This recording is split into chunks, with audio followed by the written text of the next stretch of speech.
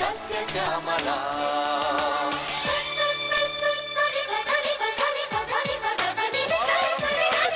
సాధనకు ఈరోజు హరిత యాత్ర జరపడానికి మన రావులపాలెం గ్రామం ఇచ్చేసిన శ్రీ వైఎస్ జగన్మోహన్ రెడ్డి గారికి స్వాగతం చెప్పడానికి వచ్చిన మీ అందరికీ ప్రప్రథమంగా ధన్యవాదాలు తెలియజేస్తున్నాను.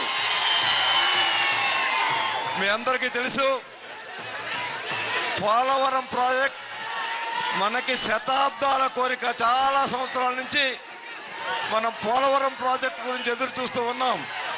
ఎన్నో సంవత్సరాల నుంచి ఎదురు చూస్తూ ఉన్నాం.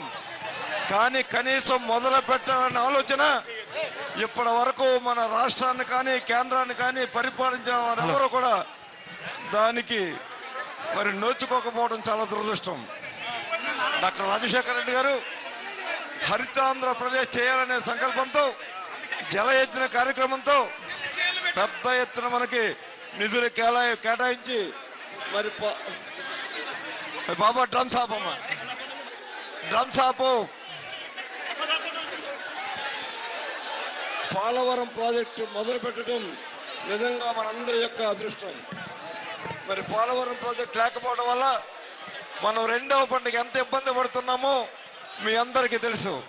గత సంవత్సరం కేవలం 30% మాత్రమే మనం మన పంట పండించుకోగలిగాం.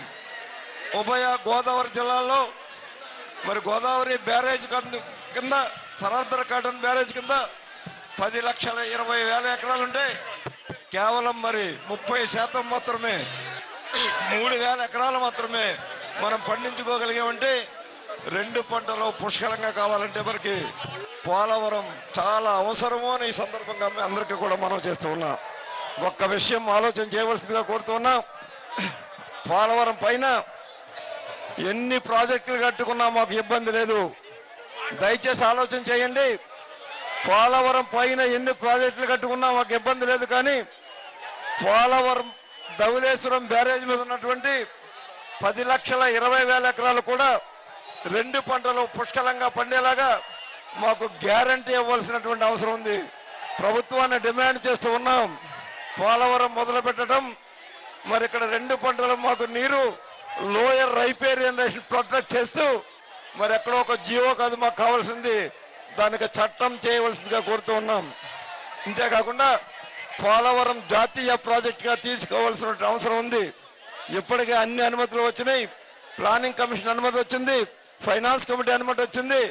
ఇంకా కేంద్ర కేబినెట్ ఆమోదించి మరి పోలవరం ప్రాజెక్టుని అదేవిధంగా చేవెళ్ళ ప్రణహిత ప్రాజెక్టును కూడా జాతీయ ప్రాజెక్టుగా మరి తీసుకుంటే తప్ప మా కళలు నెరవేరలేవు.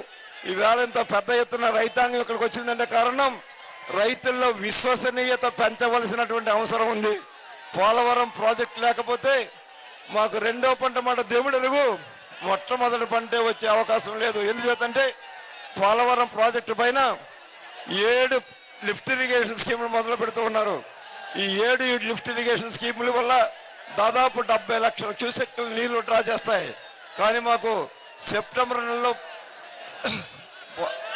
ధవళేశ్వరం బ్యారేజ్ దగ్గర వరద ప్రవాహం ఒకసారి మనం చూసుకున్నట్టయితే గత 30-40 సంవత్సరాల రికార్డు చూసినట్టయితే సెప్టెంబర్లో 60,000 క్యూసెక్లు, మరి అక్టోబర్లో 30,000 క్యూసెక్లు, నవంబర్లో 20,000, జనవరిలో 10,000, మరి డిసెంబర్లో 10,000, జనవరి నుంచి మరి మే వరకు కేవలం 3,000 క్యూసెక్ల నీళ్లు మాత్రమే వస్తాయి. అంటే పోలవరం పైన మనం ఎన్ని ప్రాజెక్టులు ఉన్నాయో అన్ని కూడా పనిచేసినట్టయితే కిందకు ఒక్క నీటి చుక్క రాదు అనేది రైతాంగం అంతా భయాందోళనలో ఉన్నారు. కాబట్టి వెంటనే పోలవరం ప్రాజెక్టు మెయిన్ డ్యామ్ కి టెండర్లు పిలుస్తూ పోలవరం ప్రాజెక్టు స్టేజ్ టీ కూడా మరి ప్రారంభించవలసినటువంటి అవసరం ఉంది. దానివల్ల కృష్ణా, పశ్చిమ గోదావరి, తూర్పు గోదావరి, విశాఖపట్నం, విజయనగరం, మరి శ్రీకాకుళం జిల్లాల్లో దాదాపుగా 16,50,000 ఎకరాలు మరి సాగులోకి వచ్చే అవకాశం ఉంది. కాబట్టి చక్కని ప్రాజెక్టుది. దీని మీద మరి మీరందరూ కూడా మరి గ్రహించేంత పెద్ద ఎత్తున ఇక్కడికి విచ్చేసినందుకు మీ అందరికీ ప్రత్యేక ధన్యవాదాలు తెలియజేస్తూ ఉన్నాను.